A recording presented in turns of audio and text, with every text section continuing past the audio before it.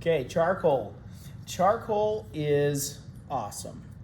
And all the rules with pencil, okay, where you try and work on detail and, rough drawings to begin with, and you try not to smudge, all those things kind of go out the window with charcoal. Good thing to do with charcoal, you figure out your kneaded eraser just like this.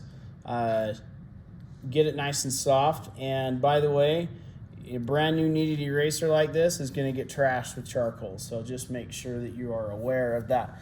Now right here, I have newsprint. Okay, newsprint, and I've got quite a big pad of it. It's always good to have a thickness here that you can deal with. Keeps you up off the table or the surface that you're drawing on, so you don't pick up lots of that. It almost adds, a bit of a cushion to it, which is nice. So the charcoal pencils I'm going to show you. These are made by Prismacolor. They're okay. They're not horrible. They're not fabulous. They just work. They are rated soft, medium, hard, just like pencils are, where we have an H scale for harder and lighter and a B scale for softer and darker. I honestly can't tell a huge difference between these. Every once in a while it matters, but we'll just take it as it is. I'll show you each of these. So those are here, and then right here in this little box I have, this is what's called vine charcoal. Okay, these are very light. Okay, I don't know if you can kind of see that, but even as you handle this, you're gonna get marks all over your hands. This stuff is wonderful for making light sketches. Okay, and then the last bit of material we're going to use, this is all kind of beat up, but in this container we have a bunch of little chunks of what are called compressed charcoal or stick charcoal, and these make a really dark, really black mark. Okay, so when you are drawing with charcoal, there are two basic schools of thought. We have additive and subtractive. Additive is just like anything that we are drawing with, where it's a lighter background, whether it's white or even colored or toned, and you just add in. So like when you're doing a portrait, you lay this out.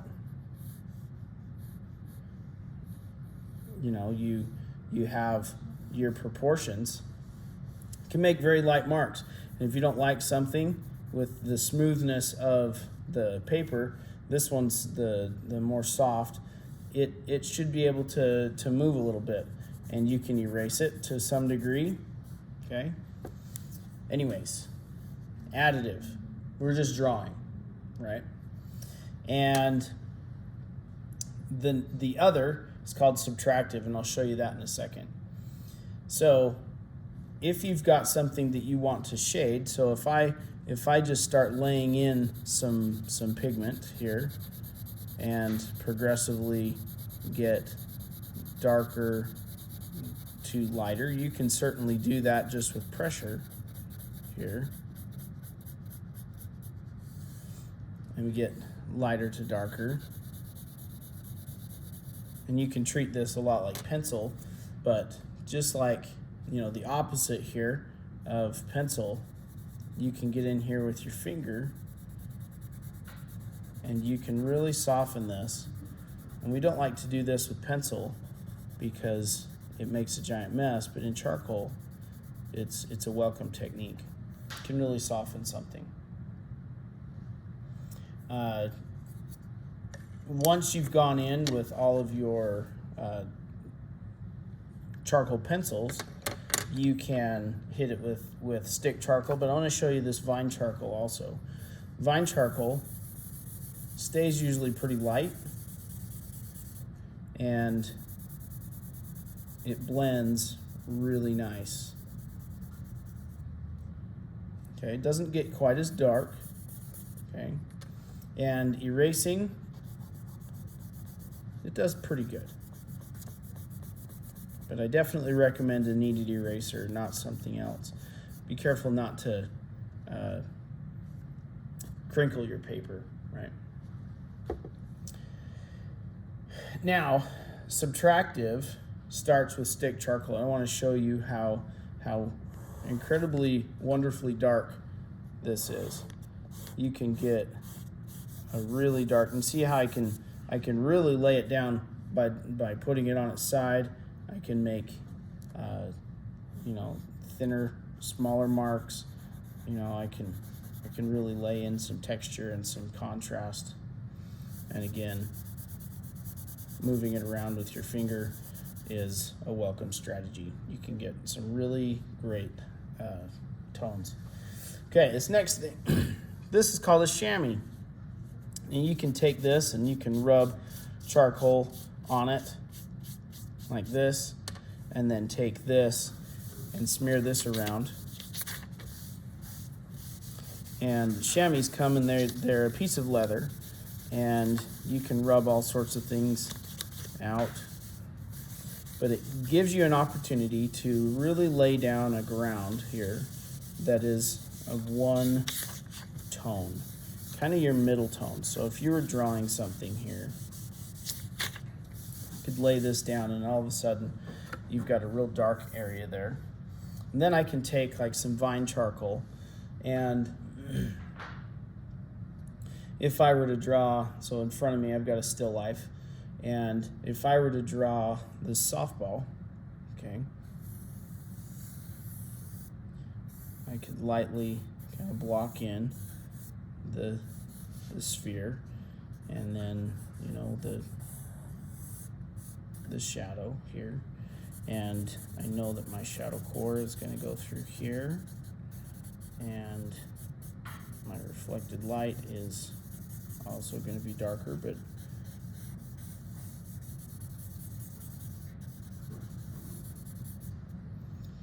there. Then let's take the hard pencil, whatever I did with it.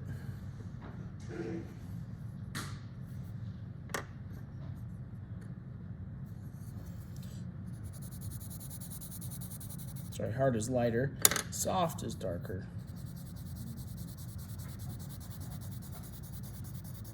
I can push my shadows. And then I can start to blend things here. And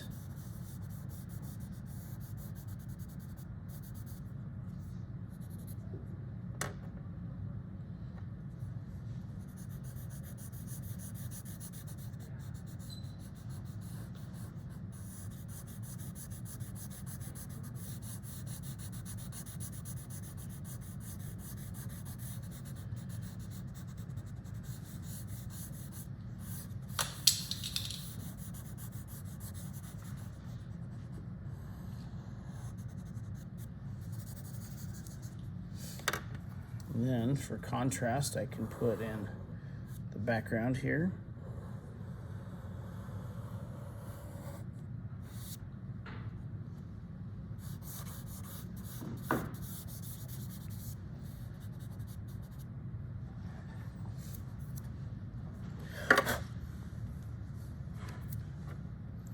And then I can take my kneaded eraser and lift out some of these highlights.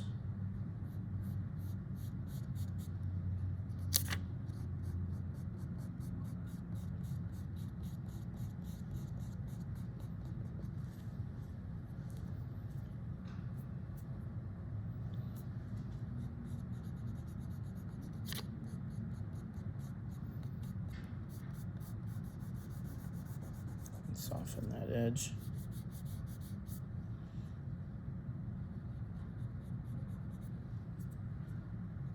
Came into the form just a little bit over there, so I can chase that back out. Just a A little bit of reflected light down in here. Can soften that.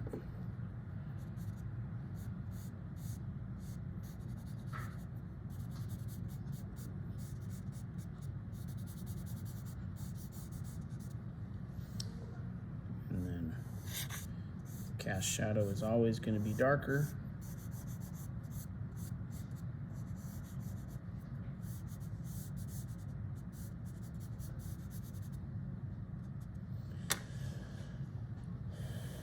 And then we've got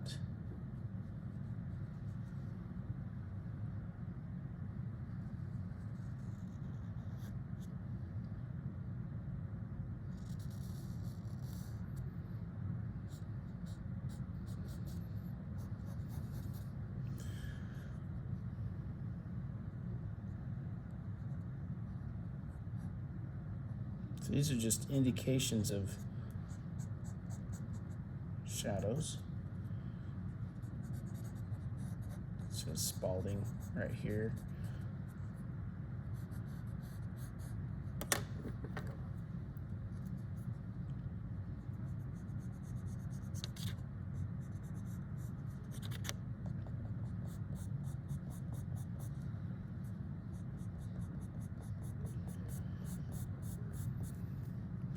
If I need to put in more contrast, we certainly can, just by lifting it out.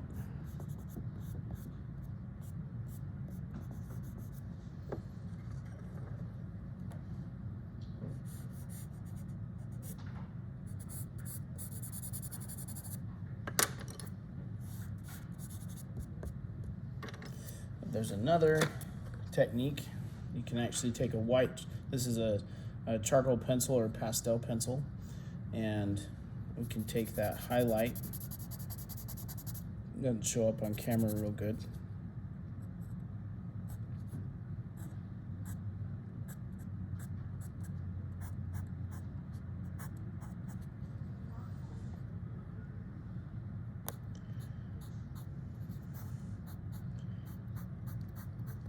Just where some of those light bits are, you can add that in and you get a decent range of tone, which is quite nice.